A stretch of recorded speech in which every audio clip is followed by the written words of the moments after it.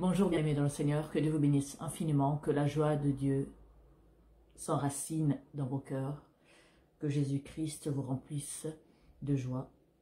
Soyez bénis infiniment, excellente journée à vous. On est le 6 janvier aujourd'hui, 2021. Donc je vais vous faire un enseignement sur Jésus et sur le pardon. Bon, comme vous le savez, hein, il y a un scandale sur des Olingui, donc pour ceux qui nous ont suivis sur cette affaire depuis le début, donc vous savez que voilà, des témoignages sont sortis, les choses sont de plus en plus incroyables, plus on écoute, plus on se demande encore pourquoi les gens restent encore dans cette église, mais bon, ils sont aveuglés, hein, certains ne sont pas nécessairement de Dieu, c'est pour cela qu'ils ne sortiront pas. Donc le plus important, c'est que ceux qui seront de Dieu, ceux qui auront les oreilles pour entendre, hein, pourront se sauver, sortir de là. Certains témoignages disaient aussi, hein, que j'avais oublié d'ailleurs, hein, sur la chaîne de la Danoise, sur cette église, hein, donc comme quoi, donc les témoignages, hein, donc Claire venant de Congo-Brazzaville par exemple, donc pendant des veillées et des prières, les gens pouvaient mouraient, et d'autres même pendant des délivrances, des gens en fait devenaient fous. Et puis on appelait votre famille, hein, cette même famille qu'on a traité de sorciers pour venir vous récupérer. Donc en gros, démerdez-vous quoi. On a foutu la vie de votre enfant en l'air, mais c'est pas grave. Vous savez, il y a une personne, hein, donc j'imagine que ces personnes-là font partie des adeptes des Olingui qui nous ont écrit, parce que forcément, au bout d'un moment, quand on dit des vérités, ça dérange. Et cette personne a fait allusion à Romains 5,20. Et j'étais en train de réfléchir pendant que je méditais en même temps. Je me disais, mais Seigneur, beaucoup de personnes justifient leurs péchés en s'accrochant sur des versets sans même comprendre à qui ces versets sont adressés. Dans quel contexte ces versets entrent en compte ou non. Bien aimés dans le Seigneur, nous sommes des enfants de Dieu. Nous devons apprendre à marcher dans la vérité, dans la bonne foi. Parce qu'on fait preuve de mauvaise foi. Ce n'est pas Dieu le perdant, hein, c'est vous qui êtes perdant. Parce que des témoignages atroces continuent et encore à sortir de cette secte qu'on nous a présentée comme une église. Et des personnes continuent encore à trouver des excuses. C'est pour cela qu'il faut connaître la parole de Dieu, comprendre les contextes pour ne pas se faire duper. Avant que je puisse continuer et développer les versets que je vous ai ramenés, je veux me présenter. Je suis l'apôtre Harmonie. Notre chaîne s'appelle Centre de Gloire Emmanuel. Cette chaîne YouTube a pour objectif d'éveiller les esprits, d'éveiller les chrétiens, à faire très attention, les inviter à marcher, les inciter même à marcher selon l'écoute du Saint-Esprit et en se basant sur la parole de l'Évangile, pour éviter que qui que ce soit vienne les mentir, vienne les duper. On a 2 pages Facebook, donc Apôtre Olivier Kambola officiel et Apôtre Harmonie. Vous avez plus de 330 vidéos à disposition. Ces vidéos-là traitent sur la plupart, vraiment tous les sujets, pour vous aider, pour vous préparer à faire attention à des sectes qui viennent vous mentir. Cette famille est remplie d'orgueil, cette famille est déterminée à continuer les activités qu'ils font et briser les vies des gens. Et notre chaîne est là pour vous enseigner, vous aider à comprendre le pourquoi du comment, comprendre pourquoi ces familles-là, ces églises-là, ces sectes-là arrivent à tourner la tête des gens, les manipuler et les dépouiller parfois de leur richesse, les dépouiller de leurs biens, les dépouiller, les séparer de leur famille, etc. Et les esprits petits et faibles qui se trouvent dans ces églises-là sont en train de dire « Oh, qui n'a jamais péché ?» On ne se moque pas de Dieu. Jésus n'a pas pardonné à l'infini, hein, indéfiniment aux gens qui ont continué à faire du mal, à profiter sur son nom. Avant de continuer, je veux vous inviter, hein, donc à méditer avec moi Romains 5, verset 20, Luc 23, chapitre 23, Luc chapitre 23, versets 33 à 37, Luc chapitre 19, verset 27 à 28, Hébreux chapitre 10, versets 30 à 31. Et pour terminer, Hébreux chapitre 12, versets 28 à 29. Vous savez, vous pouvez vous tromper vous-même, mais vous ne pouvez pas tromper Dieu. Parce que beaucoup de gens pêchent et puis justifient que non, oui, Dieu est un Dieu d'amour, c'est un Dieu de pardon. Là où le péché abonde, la miséricorde de Dieu surabonde. Ah bon?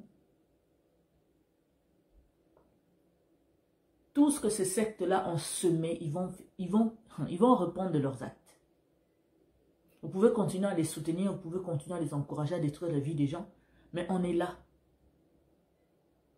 pour que la vérité soit mise sous les projecteurs, pour que les gens ouvrent les yeux, pour que les gens soient consolés, nourris, après que vous ayez brisé leur cœur, leur vie, leur confiance. On ne laissera pas tomber dans nos prières ni dans nos enseignements. Que ce soit bien clair. Donc tous les adeptes de la secte Olang qui viendront sur notre chaîne, qui sachent qu'on n'arrêtera jamais de prier pour ces personnes, jamais d'enseigner la vérité de façon à ce que les gens ouvrent les yeux. Parce que les dégâts qui ont été faits sont insupportables, intolérables. On ne peut pas rester indifférent. Parce que les témoignages continuent encore et encore. Ça, c'est quelle église où les gens partent dans les veillées, les prières et il y a des morts? C'est quel genre d'église où on part faire la délivrance et les gens deviennent fous? Je vais vous lire ce verset parce qu'un de leurs adeptes nous a écrit, en justifiant le fait qu'on n'a pas à juger qui que ce soit, parce que là où le péché abonde, la miséricorde. On va lire le verset. Pour voir à quel point ces gens-là sont conscients de ce qu'ils sont en train de faire et ils ne comptent pas arrêter. Donc Romains 5 verset 20 me dit, Romains chapitre 5 verset 20, « Or la loi est intervenue pour que l'offense abonda. Mais là où le péché a abondé, la grâce a surabondé. » Bien-aimés dans le Seigneur, marchons un peu dans la logique et soyons de bonne foi. Cette parole n'est pas fausse, elle est vraie. Mais à partir de quand elle entre en compte? Parce que beaucoup de personnes utilisent ce verset pour justifier leur péché et la continuité encore et encore de leur... Parce qu'ils savent que non, la grâce de Dieu va surabonder. Ah bon? Mettez votre vie en danger si vous voulez. Mais ne mettez pas la vie aussi d'autres personnes en danger. Parce que ces versets, ça concerne les nouveaux convertis. C'est pour rassurer la femme prostituée, pour rassurer le voleur, le frappeur, pour rassurer le meurtrier d'hier que non, si tu veux te donner ta vie en Christ, tu peux venir, mais en renonçant à faire tout ce que tu faisais avant. C'est là que la grâce de Dieu va surabonder. Ce n'est pas celui qui est censé être chrétien, faire la volonté de Dieu, qui va pécher, il va dire que la grâce de Dieu va surabonder. Non, ça n'entre pas en compte. Parce que les chrétiens, vous serez encore plus frappés que les païens. Pourquoi? Parce que vous êtes censés connaître la parole de Dieu, vous êtes censés avoir le souci de faire la volonté de Dieu, vous êtes censés vous efforcer au quotidien, tout le temps, à respecter la parole de Dieu et à ne abuser de personne, de la confiance de personne. Donc la grâce qui va surabonder, là, c'est pour les bébés spirituels qui viennent se convertir. Mais pour les chrétiens qui sont chrétiens depuis des années, ça n'entre plus en compte. Quand vous péchez à l'aise et vous croyez que la grâce de Dieu va surabonder, vous vous trompez, Dieu va vous frapper sec. Et je vais vous lire, je vais continuer à lire le verset. Je vais vous lire Luc chapitre 23, 33. À partir de 33, je vais lire. Donc Luc chapitre 23, à partir de verset 33. Alors qu'ils furent arrivés, parce que ce verset en plus est mal compris des chrétiens, des religieux en tout cas, ceux qui ne sont pas spirituels. Lorsqu'ils furent arrivés au lieu appelé crâne, donc là on parle de Jésus, pendant sa crucifixion. Ils le crucifierent là, excusez-moi, il passe la lumière. Lorsqu'ils furent arrivés au lieu appelé crâne, ils le crucifierent là, ainsi que les deux malfaiteurs, l'un à droite, l'autre à gauche. Jésus dit, « Père, pardonne-leur, car ils ne savent ce qu'ils font. » Ils se partagèrent ses vêtements en tirant au sort. Je vais m'arrêter là, mais vous pouvez continuer, donc de 33 à 37. Ce verset est très clair, mais beaucoup de personnes l'ont très mal compris. Quand Jésus dit, « Père, pardonne-leur leurs péchés parce qu'ils ne savent pas ce qu'ils sont en train de faire », les gens pensaient que Jésus parlait de toute la population qui était là. Tous les Juifs qui étaient réunis, qui avaient proclamé que non, tuez-le, de toute façon son sang retombera sur nous. Non, Jésus parlait des Romains qui ont reçu l'ordre de l'exécuter. Parce qu'eux, ils ne faisaient que exécuter l'ordre qu'on leur avait donné par leur supérieur. Jésus était en train de parler des soldats romains qui étaient assignés, qui étaient choisis pour exécuter Jésus. Mais il ne parlait pas de pardonner la foule qui était là. Absolument pas. Et pourtant, dans cette foule-là, la grande majorité, c'était des Juifs. C'est pour vous dire que Jésus ne pardonne pas toujours les chrétiens. Et il n'est pas question qu'ils puissent les pardonner parce qu'ils sont des chrétiens. Non, c'est tu es chrétien, donc tu es imitateur ou imitatrice de Christ. Donc tu dois faire ma volonté, m'imiter. Pas continuer à vivre dans une vie comme des païens et dire que non, la volonté de là où le péché abonde, la grâce de Dieu surabonde. Il faut arrêter. Vous vous trompez vous-même, vous vous rassurez vous-même dans votre péché. C'est votre problème. Mais nous, on connaît la vérité et on va le mettre en pratique. Et on va enseigner à tous nos frères et sœurs que nous aimons partout dans le monde à comprendre que non, vous ne devez pas laisser ces manipulateurs vous manipuler et vous emmener sur un plateau d'argent en enfer. Absolument pas. Faites attention, ce n'est pas parce que tu es chrétien que tu peux pécher autant que tu veux autant que tu veux et que Jésus va te pardonner. Absolument pas. Au contraire, il va être encore plus sévère avec vous parce que vous êtes censé connaître la vérité, vous êtes censé connaître sa parole, vous êtes censé être des imitateurs de Christ. Alors pourquoi tu portes le nom de chrétien si tu n'imites pas, si tu ne t'efforces pas au quotidien tous les jours à imiter Christ? On ne peut pas regarder cette famille détruire au niveau de... Parce que leur secte est présente dans tout le monde entier. On ne peut pas continuer à regarder les choses et dire que non, là où le péché abonde, la grâce de Dieu surabonde. Et qu'est-ce qu'on fait de toutes ces familles brisées, détruites? Qu'est-ce qu'on fait de toutes ces personnes-là qui ont donné tout leur argent jusqu'au dernier centime qu'ils avaient? Maintenant, ils sont des sans-domicile fixe. C'est devenu des chèques et des phaseurs. On n'est pas en train de leur juger. Eux-mêmes, ils se sont mis dans le jugement. Et on a le droit de les juger. Parce que ce n'est pas les serviteurs de Dieu, c'est les faux frères que la Bible nous indique dans sa parole. Les faux frères. Des personnes qui ont l'apparence d'être des églises, l'apparence d'être des chrétiens, mais qui ne le sont pas. Ils sont là juste pour détruire, égorger, briser des vies. Ils sont comme les voleurs qu'on est en train d'écrire dans la Bible. Le voleur vient que pour dérober, égorger, détruire. Ce sont ces personnes-là, ces faux frères, qui s'infiltrent au milieu des enfants de Dieu et qui prétendent être des serviteurs de Dieu alors que ce n'est pas le cas. Alors faites attention. Ne tournez pas des versets bibliques à votre avantage, alors que, en le faisant, vous êtes dans votre désavantage.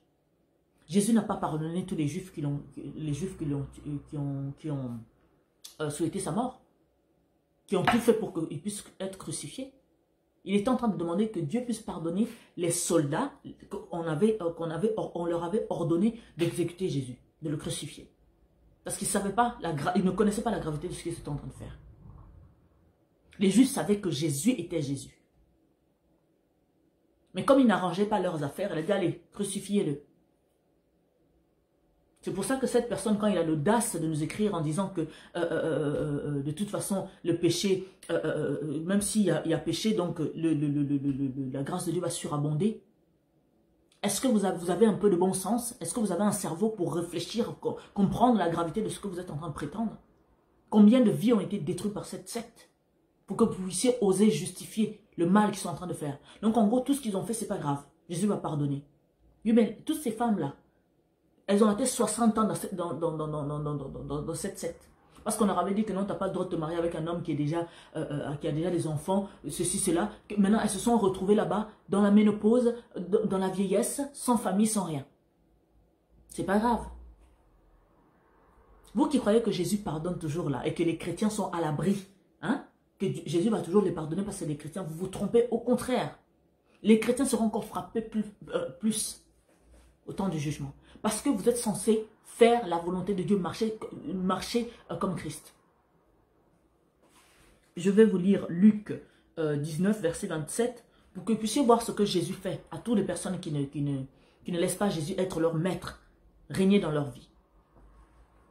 Parce qu'il ne suffit pas de dire, je reconnais le Seigneur Jésus comme Seigneur et Sauveur, mais tu dois accepter que sa parole, sa volonté puisse dominer, surabonder dans ta vie. Qu'il puisse avoir le dernier mot, faire sa volonté.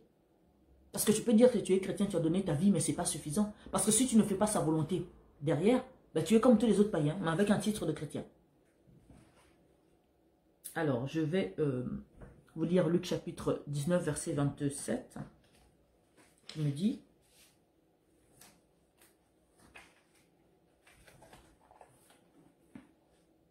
Au reste, amenez ici mes ennemis. Donc, Jésus traite tous ceux qui ne se sont pas soumis à sa volonté, tous ceux qui n'ont pas voulu marcher selon la volonté de Dieu, qui ont prétendu que là où il y a le péché, ils se sont accrochés à cette parole pour justifier le fait qu'ils ne vont jamais marcher selon la volonté de Dieu parce que de toutes les façons, la grâce de Dieu va surabonder sur leur péché. Au reste, amenez ici mes ennemis qui n'ont pas voulu que je régnasse sur eux et tuez-les en ma présence. Après avoir ainsi parlé, Jésus marcha devant la foule pour monter à Jérusalem. Alors dites-moi maintenant où est passé Romains 5, 20, puisque Jésus parle de détruire toutes les personnes qui n'ont pas voulu que Jésus règne en maître dans leur vie. Tous ceux qui n'ont pas voulu marcher selon sa volonté. Alors j'aimerais qu'on puisse m'expliquer dans ce cas-là où est passé ce fameux Romains 5, 20 qui dit « Or la loi est intervenue pour que l'offense abondât. Mais là où le péché a abondé, la grâce a surabondé. » Où est la grâce a surabondé là-dedans? Donc à un moment donné, il ne faut pas comprendre la Bible selon comment ça vous arrange. Mais il faut le comprendre dans la logique des choses. Il faut avoir bonne foi. Parce que là, on parle des nouveaux convertis. Parce que vous imaginez quelqu'un qui veut se convertir, mais qui avait fait la prostitution, par exemple, avant, la personne va se sentir mal, va dire que je ne suis pas digne. Mais Jésus le rassure que non, ne t'inquiète pas. Si tu es réellement repentant, alors la grâce de Dieu va surabonder sur les péchés que tu as eu à faire dans le passé. Bien sûr, tu dois maintenant renoncer à ces péchés-là, marcher selon la volonté de Dieu. Et si quand tu donnes ta vie en Christ et que ta vie, tu le continues comme si de rien n'était, il ne faut pas se foutre de la gueule de Dieu quand même. Il n'est pas bête, il n'est pas con, il sait ce qui se passe. On est bien d'accord. Je veux vous lire aussi pour tous ceux qui pensent que parce qu'ils disent qu'ils sont chrétiens, donc ils sont à l'abri de la colère de Dieu et qu'ils peuvent continuer à pécher tranquillement sans problème.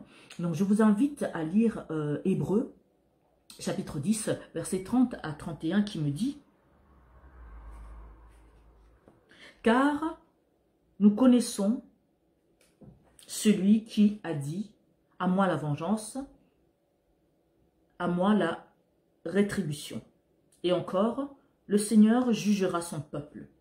Vous entendez? Il jugera son peuple. On parle des enfants de Dieu, on parle des chrétiens, on ne parle pas des païens.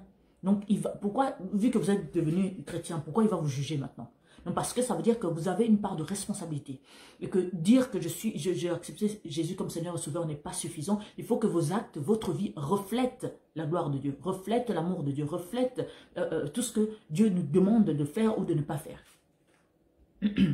Donc je continue verset 31 qui me dit « C'est une chose terrible que de tomber entre les mains du Dieu vivant. » Donc, ça veut dire qu'il n'est pas toujours un Dieu d'amour. Qu'à un moment donné, si tu continues à pousser le bouchon trop loin, que tu blasphèmes contre le Saint-Esprit, il va être terrible pour toi. Souvenez-vous de ces premiers jours où, après avoir été éclairés, vous avez soutenu un grand combat au milieu des souffrances. Bon, on va s'arrêter à 30 et 31, qui donne vraiment l'idée de ce que j'étais en train de vous dire. Donc, vous qui croyez que comme vous êtes enfant de Dieu, ça va, ça passe, vous pouvez pécher, pécher, pécher, pécher, la grâce de Dieu va surabonder. Il est en train de nous dire clairement dans verset 31 de Hébreux chapitre 10, verset 31 me dit « C'est une chose terrible de tomber entre les mains du Dieu vivant. » Donc, faites attention, faites très attention. Et tout. Et vous avez la partie, le verset 30 qui me dit « Car nous connaissons celui qui a dit « À moi la vengeance, à moi la rétribution. » Donc on vous rappelle que non, il ne blague pas. Donc il sait comment s'énerver aussi quand il le faut. Et puis on vous dit « Et encore, le Seigneur jugera son peuple. » Donc vous, le peuple de Dieu, vous êtes redevable. Vous devez marcher comme il faut. Vous serez encore jugé plus sévèrement que les païens.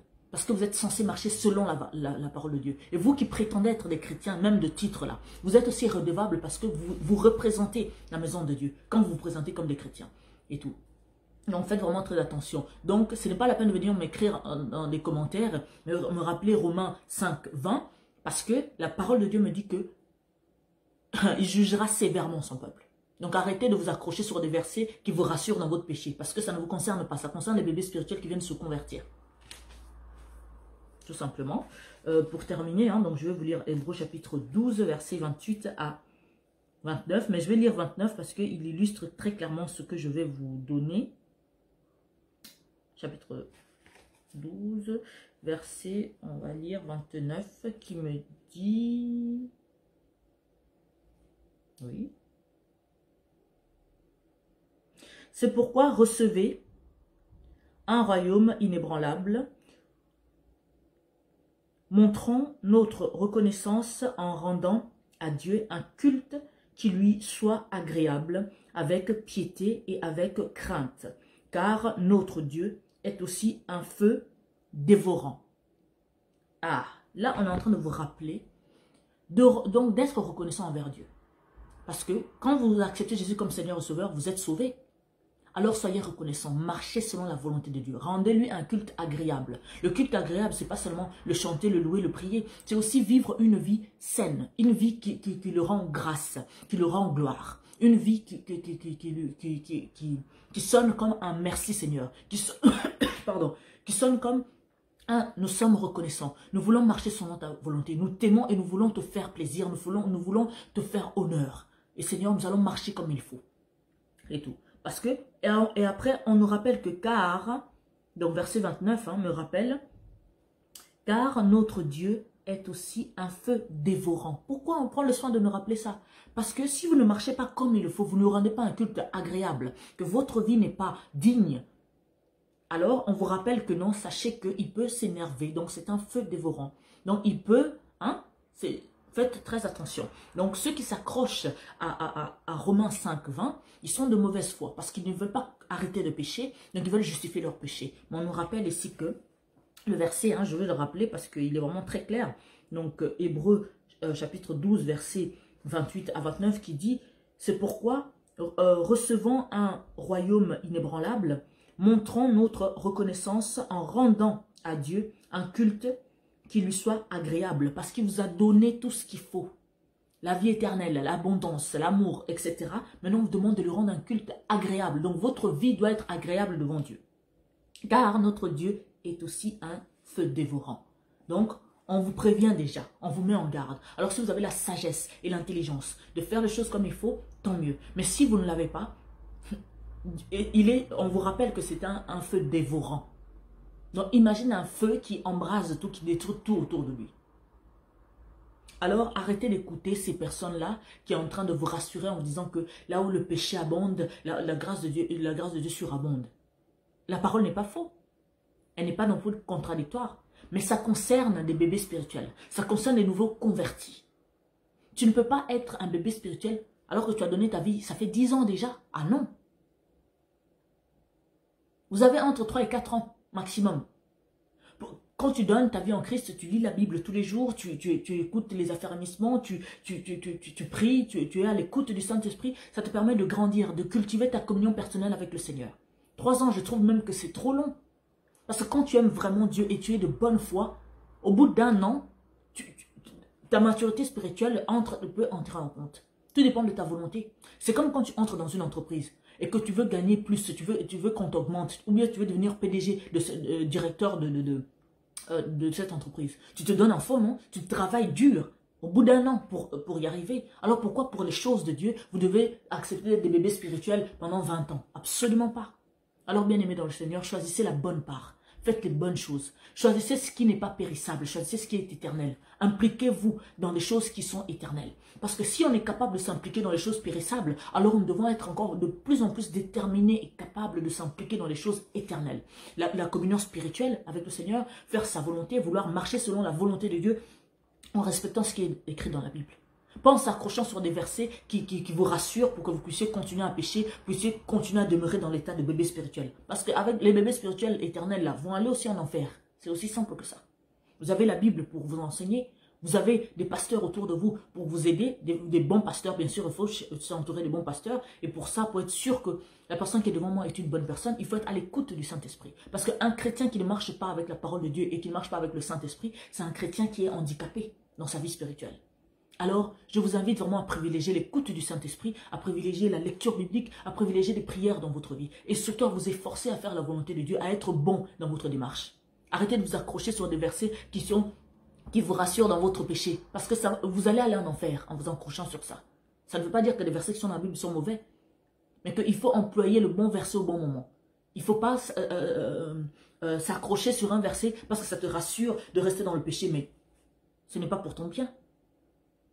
On nous rappelle que c'est aussi un feu dévorant. Donc faites attention. On ne se moque pas de Dieu. Ce qu'un homme aura semé, il le moissonnera. Que Dieu vous bénisse infiniment. C'était pour vous montrer que Jésus ne pardonnait pas toujours. Alors faites attention dans votre démarche avec Christ.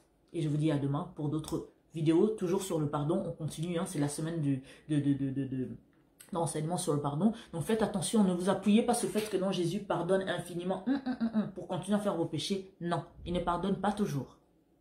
Et je vous dis excellente journée. C'était l'apôtre Harmonie. Je vous dis à demain. Ciao.